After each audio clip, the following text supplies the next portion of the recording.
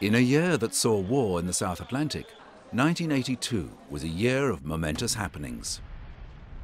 While it was the story of a hero from an earlier war that saw Britain's top award for fiction go to Australian author Thomas Keneally.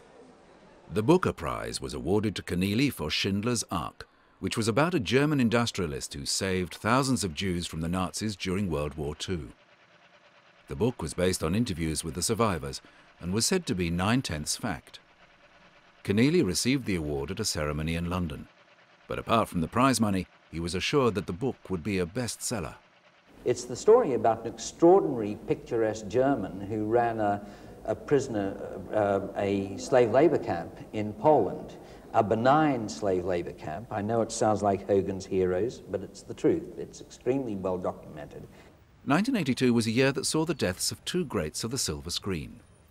The fairy tale story of a former Hollywood star, Princess Grace of Monaco, came to an end when the car she was driving crashed off the road in the south of France.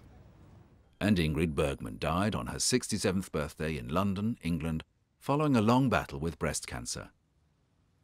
Family and friends, including her two daughters, Pia Lindstrom and Isabella Rossellini, attended the memorial service for Bergman that was held at St. Martin-in-the-Fields. Also in 1982, the Soviet President Leonid Brezhnev succumbed to a heart attack at the age of 75. Brezhnev was the political leader of the USSR from 1964 to 1982, serving in that position longer than anyone other than Joseph Stalin. The Brezhnev years are notable for his willingness to appear to attend to affairs on the world arena, whilst actually ignoring obvious reforms needed at home. In the West, hope was held for change under a new leadership. There must exist the possibility that under a new leadership there could be a change of one kind or another.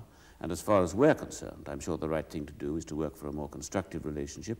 We want to see a much more positive reaction in the arms control talks, for instance, where the West very much wants to see progress being made. The Russians say they want progress, but nothing has happened so far to indicate that they really mean what they say. So we'll have to wait and see. But our attitude to it, and the message I will take to them, is that we want to see arms control at a much lower level. We want to see détente fulfilled in word, in deed, and not only in word. And we also want to see, of course, a different attitude over human rights.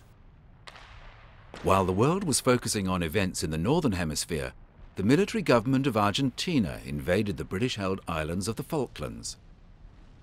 And the world watched in horror as war came to the South Atlantic. While war was not actually declared by either side, the initial invasion was considered by Argentina as the reoccupation of its own territory, and by Britain as an invasion of a British overseas territory. The British government announced a successful major landing on the Falkland Islands on May the 21st, 7 weeks after the Argentine capture of the disputed territories. During the night, several landings and raids were made by our forces in different parts of the Falkland Islands. Some of these forces have remained ashore. Argentine forces have suffered casualties, and some prisoners have been taken. These operations continue. But it was not until June the 14th that the Argentinians agreed to a formal surrender. In international rivalry of a more peaceful kind, Italian fans celebrated on the streets of Rome after their team's win at the 12th staging of the FIFA World Cup. The final was an anticlimactic, one-sided affair between an inspired Italy who scored 3 goals to the tired West Germans 1. Nevertheless, the Italian fans were happy that their team was bringing home their first World Cup in 40 years, with celebrations continuing well into the night. 1982, a year that saw nations at war and a change of leadership in the USSR, was truly a year of momentous happenings.